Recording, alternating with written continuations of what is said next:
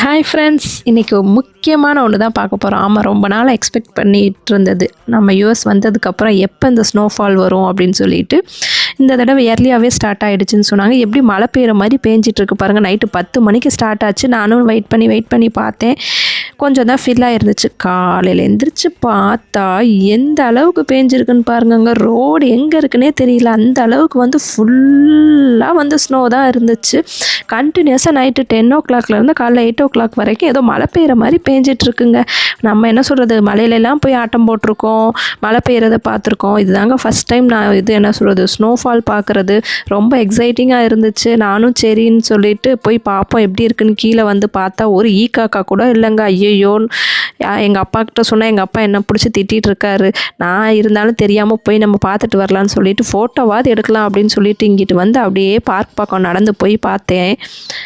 என்ன மாதிரியே நிறைய பேர் இருக்காங்கங்க. பார்க்கில் வந்து பார்த்தா அவங்களும் சேர்ந்து விளையாண்டுட்ருக்காங்க. அதுவும் சின்ன சின்ன பசங்கங்க, குட்டி குட்டி பசங்க எல்லாம் என்னது அந்த இந்த ஸ்னோவை அப்படியே அள்ளி போட்டு வீசி நல்லா என்ஜாய் பண்ணி விளையாண்டுட்டு இருந்தாங்கங்க. பரவாயில்ல, நம்மளுக்கும் நிறைய கம்பெனியெல்லாம் இருக்குது அப்படின்னு நினச்சிட்டு நானும் அழகாக கொஞ்சம் நேரம் நல்லா என்ஜாய் பண்ணேங்க.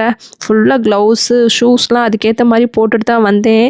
ரொம்ப குளிரும் அப்படின்னு சொல்லிட்டு இங்கே பாருங்கள், கால் உள்ளே வைக்கிறேன் எந்த அளவுக்கு ஸ்னோ போகுது அப்படின்னு. ஸ்டார்டிங்கில் கொஞ்சம் நடக்க கஷ்டமாக இருந்த மாதிரி இருந்துச்சு. ஆனால் இந்த மாதிரி ஸ்னோஃபால்குள்ளே நடக்க கொஞ்சம் ஈஸியாக தாங்க இருந்துச்சு. ரொம்ப உறைஞ்சிருச்சுன்னா தான் கஷ்டமாக இருக்கும் போல்.